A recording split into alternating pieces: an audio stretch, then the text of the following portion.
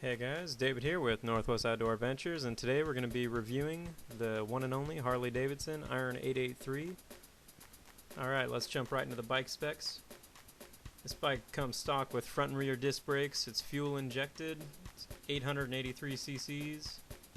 It is air cooled. It's a 5-speed. Its wet weight's pretty heavy, 565, 3.3 gallon tank, analog speedo and digital tack, and it's an electric start. Alright, now before we get too deep into this review, I know a lot of you are wondering, how much is this thing going to run me? What's it cost? Alright, well, basically the MSRP on this brand new is $7,999. You should never have to pay that, obviously, but, you know, choose your timing, and if you're looking for it new, I'd imagine you could get it from a dealership, especially if you're buying in the winter or something. You could probably get it down in the, you know, in the mid to low sevens. Used, you know, you can get it anywhere from high fives to, you know, low sevens if you want to pay that much. Just depends on when and why you're buying.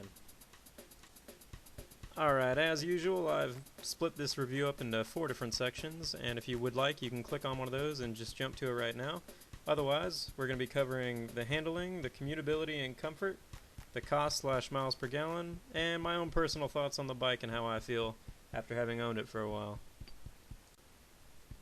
Alright, let's jump right into handling here. And so I would say this is probably the lowest part of the bike. I mean the lowest performing part of the bike, I guess. For a cruiser though, it handles alright. It is pretty heavy, and you can definitely feel that when you're riding, but it did surprise me. It handles a little bit better than I thought. I mean, I would still score it pretty low in the handling department. But like I said, for a cruiser, you know, it could be worse, could be better. I've scraped a peg many a time just going around roundabouts and stuff. But, you know, it's obviously you're not going to get the same kind of handling you would with a sport bike or something like that. So you got to know what you're buying here. And, you know, for a cruiser, the handling isn't bad. So it's definitely not something to fret about. But, you know, it's something to consider. Alright, so commutability and comfort. Now, I would say that this bike is actually pretty good for commuting. I use it to commute to and from work and school and whatever else. Pretty comfortable also. It gets, I mean, it runs fine on the freeway. I think I could do 75, 80, like, no problem, like, comfortable revs and everything. And as far as the comfort goes, the longest trip I've done is probably, three, maybe 4 hours, and no discomfort at all. So personally, I find the seat very comfortable. I find the position that you're riding in very comfortable with all the stock setup. I'm about 5'9", or so, 5'10"-ish. So, alright, so getting into the cost and miles per gallon and, you know, overall, like, maintenance of the bike and everything, it's not bad at all, really. I mean, you're getting a Harley Davidson, you know, for under 7 or around 7 or whatever you're getting it for.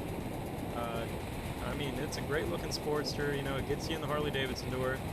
If you're just a Harley Davidson fanboy looking to get in, you know, this is a great bike to get you in. Or if you just appreciate the Sportster look, you know, it's not going to break your bank getting it. And that being said, the miles per gallon on this are actually pretty great. I mean, I get mid-50s, like 55, 56, probably average. I think they're listed as getting 51 combined city and highway. So it's really reasonable on gas. You know, like I said earlier, it's a comfortable ride. So if you're just looking to commute with this thing and have fun on the weekends and everything, I think this is a perfect bike. Low maintenance for what it is. I mean, I know Harley has a bad rep on its maintenance and everything, but if you do research and look into it, you'll find that a lot of their newer bikes don't have any kind of issues like that or anything like that. You're not going to have vibrating parts falling off and things like that. So, you know, I'd say overall, the cost of maintenance and fuel and everything on this bike is surprisingly good, like much better than I would have expected prior to like doing any kind of research or anything. So I'd say it's a major plus. Alright, so my own personal thoughts on the bike. I would say, first and foremost, I'm a little biased just because this has kind of been one of my dream bikes to have for a long time. So when I did get it, I was really stoked, and I knew what I wanted, and I was glad to have it. So anyways, that being said, I really love this bike. I think it looks fantastic. The look is just awesome. Of course, I'm going to be getting some blacked out pipes or something like that. The chrome, I don't really like it too much with the flat black look, so that'll be changed. But overall, as a bike, you know, I think it's one of the sleekest looking bikes out there. I think at the price and everything, I think it's a real bargain.